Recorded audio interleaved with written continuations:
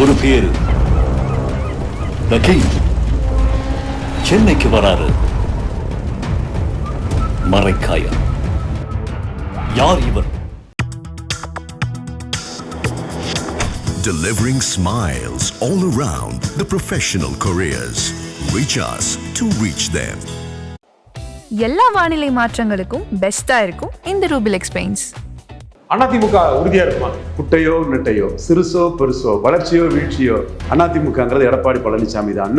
அன்னைக்கு இந்த ஊடகமே எல்லாருமே சசிகலா சசிகலா சசிகலா வந்தது எடப்பாடி போய் காலில் விழுந்துருவாருன்னு சொல்லிட்டு இருக்க டைம்ல நாம சொன்னோம். அதே கருத்தை தான் இன்னைக்கு நாம சொல்றோம். அதிமுகங்கிறது எடப்பாடி பழனிசாமி தான். விஜய் முதல்வர், சிங்கிள் லார்ஜஸ்ட். எடப்பாடி பழனிசாமி துணை முதல்வர். இதுதான் சரியான தீர்ப்பாட்டு ஒரு அரசாங்கம் அமையணும். அது இல்லாத ஒரு சூழ்நிலை வந்ததுல எடப்பாடி பழனிசாமி ஏமாந்துட்டாரு. வருங்காலத்துல எடப்பாடியே தாவேக்காவுக்கு ஆதரவு கொடுத்து நீங்க சொன்ன மாதிரி ஒரு அதிகாரம் பெறக்கூடிய வாய்ப்பு இருக்குமா, இருக்காது? இப்ப அந்த எண்ணிக்கைக்கு ஒரு வாய்ப்பு வரலாம். 1-3 ஆதரிக்கலாம், 3-1 ஆதரிக்கலாம். ரெண்டுக்குமே வழி உண்டு. அரசியல் சூழ்நிலை பொறுத்து தான் அது வரும். முக்கியமா திரு எடப்பாடி பழனிசாமி சொல்றாரு, தாவேக்காவோட திமுக தான் முதன்மை தெரியும், தாவேக்கா இல்ல அப்படின்னு. அது என்ன காரணம்? அவரு சாப்பிட்டா இருக்காரு. பொய் சொல்றாரு. எதுக்காக? அதாவது இவர் திமுக ஆதரவில் சிஎம் ஆக முயற்சி பண்ணாருங்கிறத சொல்லி அதை இவர் மேல ஒரு குற்றச்சாட்டாட்டு சொல்லும்போது அதனால என்னன்னு சூழ்நிலை மாறிட்டு விஜய் தான் நம்பர் 1 ஆயிட்டார். வணக்கம் ஆகாய நண்பர்களே. அதிமுக உறுதியாக இருக்குமா? எதிர்காலம் எப்படி இருக்கும்? இதை பற்றி பேசுவதற்காக அரசியல் விமர்சகர் திரு ரவீந்திரன் துரைசாமி நம்முடன் நினைக்கிறார். வணக்கம் திரு ரவீந்திரன். வணக்கம் ரஜந்தன். அதிமுக உறுதியா இருக்குமா? குட்டையோ நெட்டையோ, சிறுசோ பெருசோ, வளர்ச்சியோ வீழ்ச்சியோ, அதிமுகங்கிறது எடப்பாடி பழனிசாமி தான். அன்னைக்கு இந்த ஊடகமே எல்லாருமே சசிகலா சசிகலா சசிகலா வந்தது எடப்பாடி போய் காலில் விழுந்துருவாருன்னு சொல்லிட்டு இருக்க டைம்ல நாம சொன்னோம். அதே கருத்தை தான் இன்னைக்கு நாம சொல்றோம். அதிமுகங்கிறது எடப்பாடி பழனிசாமி தான். பட் கட்சி பலகீனம் அடையுமா? எஸ். அமைப்பு ரீதியாக பலகீனம் அடைஞ்சுக்கிட்டு நாங்கள் தான் அதிமுகன்னு அந்த இடத்துல ஒவ்வொரு டிஸ்ட்ரிக்ட் வைஸா இவர் ஆதவ அர்ஜுனா இவங்க ஸ்ட்ராட்டஜைஸ் பண்ணி அதிமுக பலகீனப்படுத்தி அந்த இடத்துல எம்ஜிஆர், ஜெயலலிதா, 72 சட்டசபை சம்பவம், 89 சட்டசபை சம்பவம்னு ஏதோ அதிமுகங்கிறது விஜய் தலைமையிலான தாவேக்கா தானே அவங்க பலகீனப்படுத்திட்டு இருக்காங்க. அதிகாரம் அவங்கள்ட்ட இருக்கிறதுனால பலாப்பழத்தை வெட்டி வச்சா ஈ மொய்க்கும். அதே மாதிரி அதிகாரத்தை நோக்கி அதிமுக தாவேக்காட்டா போறாங்க. அப்படி போகக்கூடிய இடங்கள்லாம் அதிமுக பலகீனம் அடையும். ஆனா நீங்க திரு எடப்பாடி பழனிசாமி தான் தலைவராக இருப்பாருன்னு உறுதியா சொல்றீங்க. அது நான் 10 வருஷமா சொன்னதானே. எதிர் எடப்பாடியார் எலெக்ஷன் கவுண்டர் பண்ணுவாருங்கிறது 10 வருஷமா சொன்னதானே. பிடிய கிடைச்ச பிறகு அவர் எப்படி விடுவார்? இன்னைக்குள்ள காலகட்டத்தில் அக்யூமுலேட்டிங் பவர், அமாசிங் வெல்த் தான் மாடர்ன் பொலிட்டிக்ஸ் ஆயிட்டு. அப்போ நீங்க ஒரு கட்சிங்கிறது கம்பெனி மாதிரி பிடிச்ச பிறகு அதை யார் விடுவா? நீங்க எல்லா காலில் விடுறது, எல்லாம் அனுசரிச்சு போறது நான் தவறுன்னு சொல்ல மாட்டேன். ஒயிலினரும் ரோமன் அதிமுக அரசியல் அதுதான். எல்லாமே தாங்கள் அதிகாரத்துக்கு வர்றது தானே. அந்த அதிகாரமே எடப்பாடி கிட்ட வந்த பிறகு எப்படி அவர் அதை விட்டு கொடுத்துட்டு போவாரு? ஒவ்வொருத்தரும் போயிட்டு இருக்காங்க. போயிட்டு இருக்கிறது போதான் செய்வாங்க. இவர் விஜயபாஸ்கர் போனா ஆர் உதயகுமாரை வச்சு திட்டணும், பணத்தை கொடுத்துட்டு போ, சம்பாதிச்சத்தை கொடுத்துட்டு போ. அப்போ அதிமுக வச்சு சம்பாதிச்சாங்கிறத ஒத்துக்கிறாங்க அந்த இடத்துக்குள்ள. ஆனால் ஒவ்வொரு தலைவராக போயிட்டு இருக்கிறதுனால எடப்பாடி பழனிசாமியுடைய பிடி கட்சியில தளராதா? பிடி தளர்றதுக்கு ஒண்ணுமே இல்லை. அதிமுக அவரு தான். அது பலகீனப்படலாம், அதுல மாற்றம் இல்லை. அதிமுக அவர் தான். 21% 15% போகலாம்.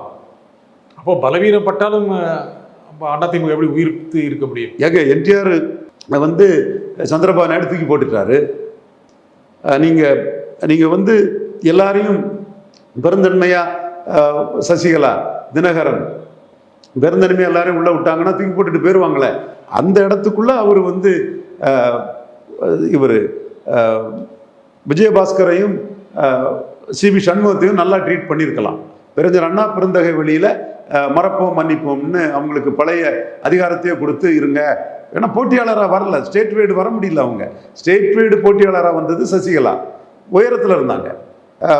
ஓபிஎஸ் ஜெயலலிதாவால அங்கீகரிக்கப்பட்டவங்க. டிடிவி தினகரன் சிஎம்ஏ கமாண்ட் பண்ணார். அப்போ இவங்க 3வது தவிர மற்றவங்க போட்டியாளர் இல்லைங்கிற அடிப்படையில் பழைய போஸ்ட்டை கொடுத்து கண்டோன் பண்ணவரை அதை வச்சிருக்கலாம். அது என்னவோ இவங்களை கண்டா அவர் பயப்படுறாரோ என்னவோ தெரியல.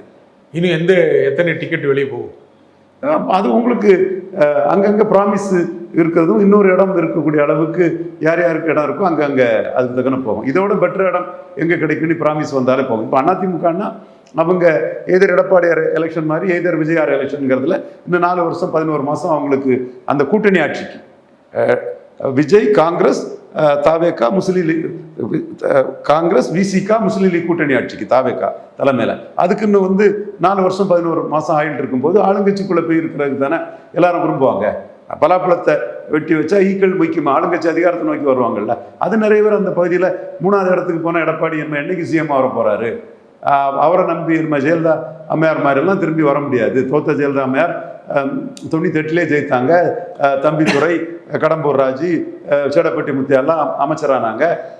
அந்த சுச்சுவேஷனுக்குள்ள எடப்பாடி பழனிசாமி 3ஆவதே போயிட்டாரு. 5 வருஷம் ஓடிட்டு அடுத்த 5 வருஷம். அப்போ அவர் மேலே நம்பிக்கை இல்லாதவங்க அப்படி தாவேக்காவை தான் அழைக்கிறாங்களே, நாங்கள் தான் அதிமுகன்னு. ஸோ அங்கே போய் அடைக்கலமாயிருவாங்க. எம்ஜிஆர், ஜெயலலிதா, எம்ஜிஆருக்கு சட்டசபையில் அவமானம், ஜெயலலிதாவுக்கு சட்டசபையில் அவமானம்னு சொல்லி அப்படி போய் அவங்க அடாப்ட் ஆகிடுவாங்க. அதில் லாபம் இருக்கும் அவங்களுக்கு. அதிமுக மறுபடியும் ஆட்சிக்கு வராதா? அதிமுக ஆட்சிக்கு வர்றதுங்கிறது எடப்பாடியே கெடுத்துக்கிட்டார். நீங்கள் முறைப்படி விஜய் முதல்வர், எடப்பாடி துணை முதல்வர், அல்லது யூபி, கர்நாடகா, பீகாரில் நடந்த மாதிரின்னா எடப்பாடி முதல்வர், விஜய் அவர் துணை முதல்வர் போலனாலும் அவருக்கு வந்து 70 விழுக்காடு மந்திரி சபை இடங்கள் தான் நியாயமான முறையான ஒரு அரசியல்.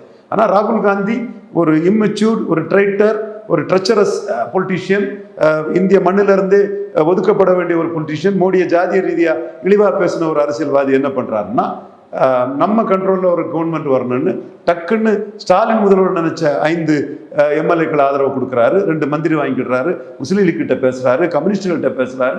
அப்படியே ஒரு 13 பேர் ஸ்டாலின் முதல்வர்னு சொன்ன கூட வச்சு ஒரு முறையற்ற ஒரு அரசாங்கத்தை பண்ணிடுறாங்க. முறையான அரசாங்கம்னா விஜய் முதல்வர், எடப்பாடி, தோற்கடிக்கப்பட்ட ஸ்டாலின் தோற்கடிக்கப்பட்டுட்டாரு, விஜய் முதல்வர் சிங்கிள் லார்ஜஸ்ட், எடப்பாடி பழனிசாமி துணை முதல்வர். இதுதான் சரியான தீர்ப்பாட்டு ஒரு அரசாங்கம் அமையணும். அது இல்லாத ஒரு சூழ்நிலை வந்ததுல எடப்பாடி பழனிசாமி ஏமாந்துட்டாரு. பட் இப்படித்தான் வரும்னு ஒரு ஆரம்பத்தில் நம்பி தான் நாங்கள் கிங் மேக்கர்ல கிங்கு, இந்த கல்யாண் சிங் மாயாவதியை சப்போர்ட் பண்ண மாதிரி இவங்க ஜேடிஎஸ் குமாரசாமி கவுடாவை பாஜக சப்போர்ட் பண்ணது மாதிரி, நிதிஷ்குமாரை பாஜக மேல இருந்து சப்போர்ட் பண்ண மாதிரி, 3வது கட்சியை முதல் கட்சி சப்போர்ட் பண்ண மாதிரி, முதல் கட்சி 3வது கட்சியை சப்போர்ட் பண்ணணும்னு நினைச்சு ஏமாந்தார். அதில் அவர் ஏமாற்றம் அடைஞ்சதில் அதிகாரம் வந்து ராகுல் காந்தி ஒரு முறைகேடான ஒரு அரசியலை பண்ணி ஸ்டாலின் முதல்வர்னு சொன்னவங்களெல்லாம் ஒரு அநாகரிகமாக, அசிங்கமாக இந்துக்களை பிரேன்படுத்தக்கூடிய பாஜகவை மேலே ஒரு பழியை போட்டுக்கிட்டு அசிங்கம், முறைகேடு, பதவி வெறி எல்லாத்துக்குமே காரணமாக்கிக்கிட்டு ஒரு அரசு அமைச்சிட்டாங்க. அந்த அரசு அமைஞ்சதுல, ஒரு கூட்டணி அரசு அமைஞ்சதுல எடப்பாடிக்கு அதிகாரம்ங்கிறது என்ன கேள்விக்குறி ஆயிட்டு அவர் வந்து அவர் அதிகாரம் இல்லாத அவரை விட்டுக்கிட்டு டெசர்ட் பண்ணிட்டு போறாங்க. இந்த இடத்துல எடப்பாடி வந்து கொஞ்சம் கவனக்குறைவா அரசியல் பண்ணதோட விளைவை அவர் சந்திக்கிறார். இப்போ வருங்காலத்தில் எடப்பாடியே தாவேக்காவுக்கு ஆதரவு கொடுத்து நீங்க சொன்ன மாதிரி ஒரு அதிகாரம் பெறக்கூடிய வாய்ப்பு இருக்குமா, இருக்காது? கண்டிப்பா அந்த எண்ணிக்கைக்கு வந்து ஒரு வாய்ப்பு வரலாம். 1-3 ஆதரிக்கலாம், 3-1 ஆதரிக்கலாம், ரெண்டுக்குமே வழி உண்டு. அரசியல் சூழ்நிலை பொறுத்து தான் அது வரும். அது வந்து அவரு ஃபர்ஸ்ட்ல 1-3 ஆதரிச்சுட்டா அப்புறம் 2க்கு ஆதரவுல 3 உட்கார்ந்துடலாம். இது அவர் வந்து கரெக்டா அசஸ் பண்ணியிருப்பாரு, சென்ஸ் பண்ணியிருப்பாருன்னா திருமாவளவன் சீஃப் மினிஸ்டர் ஆக்கியிருப்பாரு. திருமாவளவன் சீஃப் மினிஸ்டர் ஆகியிருந்தாருன்னா ஒரு 8 மாசத்துல விஜய் சப்போர்ட்ல இவர் உட்கார்ந்துடலாம். இப்படிதான் பீகார், கர்நாடகா, யூபிலெல்லாம் நடக்கும். யூபி, பீகார், கர்நாடகாலெல்லாம் நடக்கும். அப்போ நீங்கள் உங்களுக்கு அந்த டைனமிக்ஸ் மாறிட்டுங்கிறத அவர் உணரலை. பிரிசனரா பாஸ்டா அவரே இருந்துட்டார். ஒரு தலைவர் இருக்கக்கூடாது. ஆனால் ஃபியூச்சரில் திரு எடப்பாடி பழனிசாமியே தாவேக்கா அரசுக்கு திரு விஜய்க்கு ஆதரவு கொடுத்து அவருக்கும் அவருக்கு சேர்ந்தவர்களுக்கும் அதிகாரம் பெறுவதற்கான அது 2 விதமாட்டு நடக்கலாம்னு சொல்லல. அரசியல் சந்தர்ப்ப சூழ்நிலை தக்கன 1-3 சப்போர்ட் பண்ணலாம், 3-1 சப்போர்ட் பண்ணலாம், 2க்குமே வழி உண்டு. இப்போ இந்த இடத்துக்குள்ள வந்து எடப்பாடி பழனிசாமி வந்து டே 1 அதை பண்ணியிருக்கலாம். அதுதான் முறை. இப்போ வந்து எடப்பாடி பழனிசாமியை உள்ள கொண்டு வந்தா இந்த ஆட்சியை பிடியில வச்சிருக்கக்கூடிய பாஜக எதிர்ப்புங்கிற பேர்ல பதவி வெறியில செயல்படக்கூடிய காங்கிரஸ், முஸ்லீம் லீக், சிபிஎம், சிபிஐ, விசிகா வந்து எதிர்வினை ஆட்டிட்டு இருப்பாங்க. மக்கள் மத்தியில் அதற்கு கருத்தை பண்ணிட்டு இருப்பாங்க. அவங்க பிடியில இந்த கட்சி போயிட்டு ஸ்டாலின் இந்த ஆட்சி போயிட்டு ஸ்டாலின் முதல்வர்னு சொல்லி வெற்றி பெற்றவங்க வந்து காலையில வீரபாண்டியன் ஒரு பேட்டியை கொடுக்குறாரு, சண்முகம் சாயங்காலம் ஒரு பேட்டியை கொடுக்குறாரு. இவங்க கையில் இருக்கிற அரசு மாதிரி இஷ்டம் போல பேசிட்டு இருக்காங்க. முஸ்லீம் லீக் வந்து 3.5 விழுக்காடை 5 விழுக்காடு ஆக்கணும்னு அவங்க ஒரு ஷாஜகான் நண்பர் தான் அவர், அது வேற விஷயம். பட் ஐடியாலஜிக்கலா வந்து 3.5 மாத்தினா அது வந்து பிற்படுத்தப்பட்ட இந்துக்களை பாதிக்கும்னு நயனார் உடனே பதில் சொல்லிட்டாரு. பட் அந்த கலைஞர் கொடுத்ததை நான் வரவேற்கிறேன். அல்லது 1 விழுக்காடு கூட போலீஸ் போர்ட்ஸ்ல இஸ்லாமியர்களுக்கு இருக்காது. அது நம்ம நியாயமான உணர்வுல பாசிட்டிவ் சோசியல் ஜஸ்டிஸ் அதை வரவேற்கிறோம். பட் இவரு தன்னோட ஆட்சி தான் அதை 5ஆம் உயர்த்தணும்னு உடனே சொல்றாரு. சரி, முக்கியமா திரு எடப்பாடி பழனிசாமி சொல்றாரு தாவேக்கா விட திமுக தான் முதன்மை எதிரி, தாவேக்கா இல்ல அப்படின்னு. அது என்ன காரணம்? அவரு சாஃப்டா இருக்காரு. பொய் சொல்றாரு. எதுக்காக? அதாவது இவர் திமுக ஆதரவில் சிஎம் ஆக முயற்சி பண்ணாருங்கிற சொல்லி அதை இவர் மேல ஒரு குற்றச்சாட்டாட்டு சொல்லும்போது அதனால என்னன்னு சூழ்நிலை மாறிட்டு விஜய் தான் நம்பர் 1 ஆயிட்டாரு, ஸ்டாலின் நம்பர் 2, நான் நம்பர் 3ங்கிற யதார்த்தத்தை ஒத்துக்கிட முடியாம விஜய்க்கு ஓட்டு ஒன் டைம் ஓட்டு அது டிசிபேட் ஆயிருங்கிற ஒரு ஆசையில, நம்பிக்கையில அல்லது தன்னையை ஏமாற்றிக் கொள்ளக்கூடிய ஒரு தன்மையில இதை பேசுறாரு. அவர் தான் ஸ்டாலினையும் தோக்கடிச்சிட்டாரு, எடப்பாடியும் தோக்கடிச்சிட்டாரு. அப்போ நீங்கள் 4ஆம் தேதி மேய்க்கு முன்ன என்ன வேணாலும் பேசலாம். 4ஆம் தேதி மே ரிசல்ட்டுக்கு போன பிறகு it is writing on the wall, thing itself speaks. கண்ணெதிர அவர் முதல் இடத்துக்கு வந்தாச்சு. எம்ஜிஆரோட 4.6 விழுக்காடு அதிகம் பெற்று 35க்கு வந்தாச்சு. ஸ்டாலின் 31 இருக்காரு, கூட்டணி கட்சி போன பிறகு 25, எடப்பாடி 21 இருக்கிறாரு. கட்சிகளோட நிர்வாகிகள் காலவாரிட்டு போகும்போது 20க்கும் கீழே. அப்போ இந்த யதார்த்தத்தை புரிஞ்சுக்கிட்டு ஒரு அரசியலை பேசுறதுக்கு அவர் தயார் இல்லை. விஜய்க்கு 35ங்கிறது எவாபரேட் ஆயிரும், ஆவியா போயிடும், அது ஒன் டைம் ஓட்டு தான் ஒரு தப்பு கணக்கை போட்டு பேசுறாரு. இல்லை, எதிர்காலத்தில் ஒரு மென்மை போக்கை காட்டுவதற்கான ஒரு அடித்தளம் அப்படி சொல்ல முடியாது. ஏன்னா அந்த இடத்துக்குள்ள அவர் முதல்ல விஜயை மீறி காங்கிரஸை கையில் எடுக்கணும்னு தான் விஜய் கேரளாவில் பதவியேற்புக்கு போகாததுனால 3 மணிக்கு சதீஷன் கவர்மெண்ட்டுக்கு ஒரு வாழ்த்து தெரிவித்தார். அப்போ விஜய் வாழ்த்து தெரிவிக்கல, ஸ்டாலின் வாழ்த்து தெரிவிக்கல, நான் தான் உங்களுக்கு வாழ்த்து தெரிவித்தேன்னு அதை பண்ணாப்புல. அப்படி பண்ணதும் குதிரை பேரத்தை யார் பண்ணாலும் தப்பு தான்னு ஜோதிமணி ஒரு டேண்டம் வித் இபிஎஸ் விஜயை விமர்சனம் பண்ணி ஜோதிமணி ஒரு கருத்தை சொன்னாங்க. அந்த கட்டம் இவர் காங்கிரஸுக்கு ஒரு ஆப்ஷனை ஓப்பன் பண்ணார். அப்போ அவர் இன்னும் தான் சீஃப் மினிஸ்டருங்கிற அந்த இதுக்குள்ள தான் இருக்கிறார். பட் 3வது போயிட்டாரு, கீழே போயிட்டு இருக்காங்கிறத அவர் உணரல. பவுன்ஸ் பேக் ஆக வாய்ப்பு இல்லையா? இல்லை, அதான் 3வது போயிட்டாருங்கும் போது இது ஒரு 1, 2, 3ங்கிற யூபி, கர்நாடகா, பீகார் அரசியல் தான் நடக்கும். பட் கடந்த காலத்தின் கைதிகளாக எல்லாரும் அந்த திமுக அதிமுக அரசியலுக்குள்ளே பேசிக்கிட்டு எப்படி திமுகவை ஆதரிச்சு இது பண்ணலான்னையோ அப்படி நீ பேசியிருப்பீன்னா அந்த சம்பவம் நடக்கும்போது பேசியிருக்கணும். யாருனாலும் சரி, நீங்க எப்படி திமுக ஆதரவு ஆச்சுன்னா சம்பவம் நடக்கும்போது பேசியிருக்கணும். அப்போ பேசுறதுக்கு துப்பு இல்லையே. அப்போ அப்படி நடந்துட்டு ஒருவேளையில விஜய் கிட்ட தாவேக்காட்ட ஆட்சியை கொடுக்காம காங்கிரஸ் எல்லாமே சேர்ந்து எடுத்து எடப்பாடி ஸ்டாலின் சப்போர்ட்ல உட்கார்ந்தா இந்த ஆட்கள்லாம் உட்காரதான் செய்திருப்பாங்க. சார், புரியுதா உங்களுக்கு? அது ஒரு பொய்யான ஒரு பேச்சு. அந்த போலி பொய்க்கு இவரும் ஒரு போலி பொய்யை பேசுறாரு. விஜய் நம்பர் 1 ஆயிட்டாரு, ஸ்டாலின் நம்பர் 2, நம்பர் 3ங்கிற யதார்த்தத்தை உள்ளுக்குள்ள தெரியாம இருக்க போது. விஜயபாஸ்கர் ராஜினாமா பண்ணிட்டாரு. அநேகமாக தாவேகா போக வாய்ப்பு இருக்கு, திமுக போக வாய்ப்பு இருக்கு. வேலுமணி, தங்கமணி இவர்களும் திமுக பக்கம் போவாங்களான்னு நினைக்கிறாங்க. இது அதிமுகவுடைய ஓட் பேங்க் அப்படியே அவங்க பக்கம் கொண்டு போயிருமா?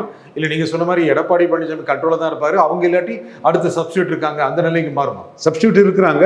பட் சப்ஸ்டியூட் இவர் சிவி சண்முகம் கான்ட்ரிபியூஷனை இப்போ ஒருத்தர் போட்டிருக்காங்கல்ல, அவரு பண்ணுவாராங்கிற டவுட்டு தான்.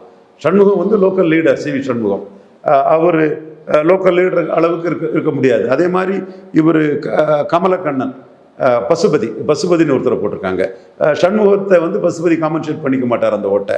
அதே மாதிரி விஜயபாஸ்கரை கமலக்கண்ணன் கான்ட்ரிபியூட் பண்ணிட மாட்டார்.